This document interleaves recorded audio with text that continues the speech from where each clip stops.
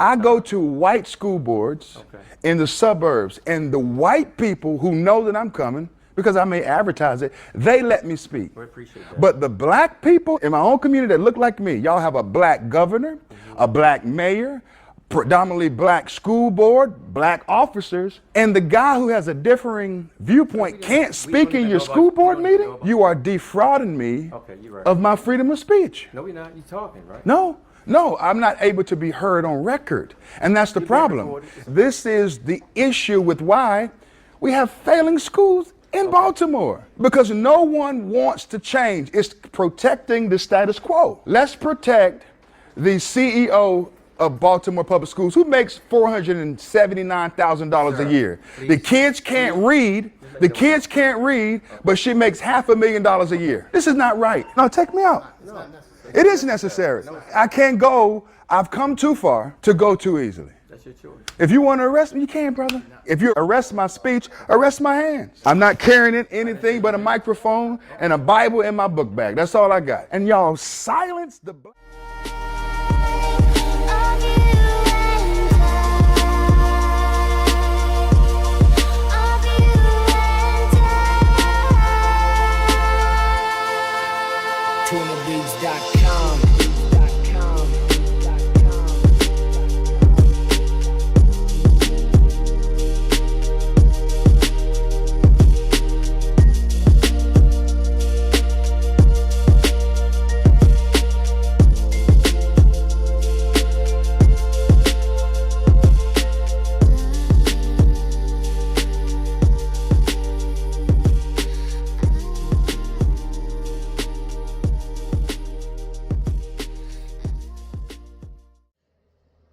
What's going on, ladies and gentlemen? Hope everyone's doing well today. So in this video today, we are discussing an important topic pertaining to the black community, and the topic, or the title of this video is listening to another perspective, right? And where I'm going to get at into this video as we get started is, as I watched this clip and I watched what this man was saying,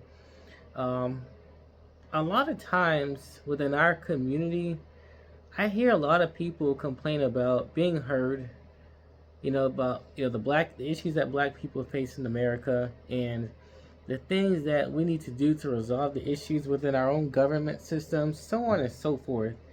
And why I have an indication of why a lot of people tend not to listen to black men like this within the black community, it helps me to further understand why we have the issues that we have, right? So, watching what this man was saying, a lot of times within the black community, but the few black men and or women that bring up talking points that point out the issues relating to the criminal behaviors that we have in the community, why the education system itself is affecting black people. We can talk about the lack of funding, but why black people aren't as educated as they need to be. We can talk about the issues within the homes. We can talk about how children are being raised. There's so many different issues, financially, health-wise, so on and so forth. And then when it comes to, for example, the education system, this black man, he came in there to talk to the school board about what's going on, how he can help bring up solutions as far as making improvements or improving the system, or improving the black community, at least on the education level. Where I'm getting at is that oftentimes, within the black community, we talk about black women being the most highly educated, when in reality they attend college more than anyone, right? And then in return, black boys are not as efficient in reading, grammar, economics, mathematics, so on and so forth. But then we look at black men like this who sound educated, who graduated, probably went to college, probably has a good career, has things going for himself, and he's bringing in possible solutions as to how things can be fixed. But then he brings up the case of as to when he talks to the white, school boards, and he goes to the white schools as far as how to fix issues within the education system for black people, or maybe for even kids in general, they're more than willing to listen to what he has to say, right? And the problem that I'm seeing within our community is that we target certain black men who want to bring about solutions as far as how to bring about change and answers to fix the education system for our youth. Why is that important? Because when I look at our youth today, a lot of young children are misinformed, they're misguided, and when it comes to education, you often sit back and you wonder, well, what type of goals do they have? What type of future do they have? Where are they leading themselves to? Right? A lot of the mothers or the moms of these homes don't have the answers because they're out, working, doing whatever they need to do to provide. Some of the other men that are sitting back, like these officers and other members of the school board, who have graduated and who've moved on, who aren't even really thinking about the community, they're subjugating men like this who want to come in and help out and make a difference.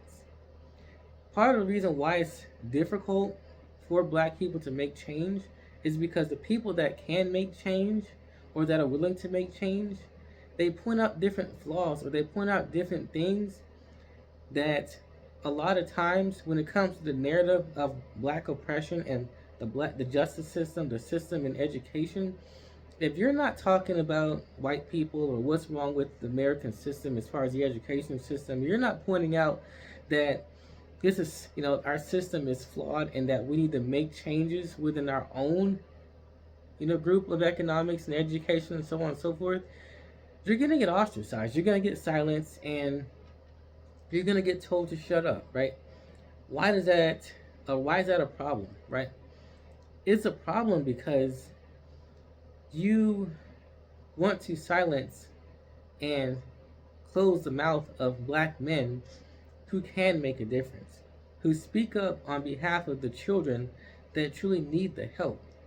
In our communities today, I'm not seeing where a lot of people are doing what they need to do to help improve the education system for the black community, right? Especially for the youth.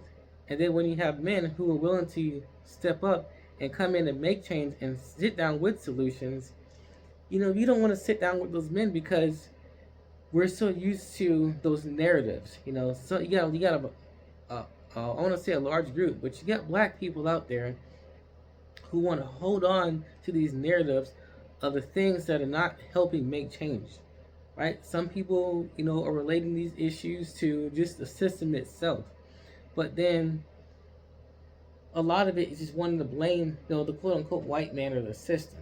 And while I'm not saying the system isn't perfect, it's definitely flawed, right?